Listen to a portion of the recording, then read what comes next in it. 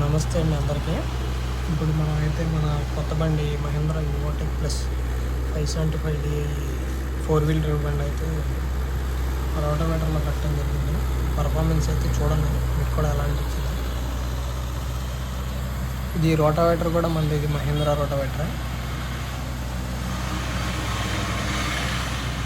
4-wheel drive full దమ్ములో ఉంది బండి అయితే.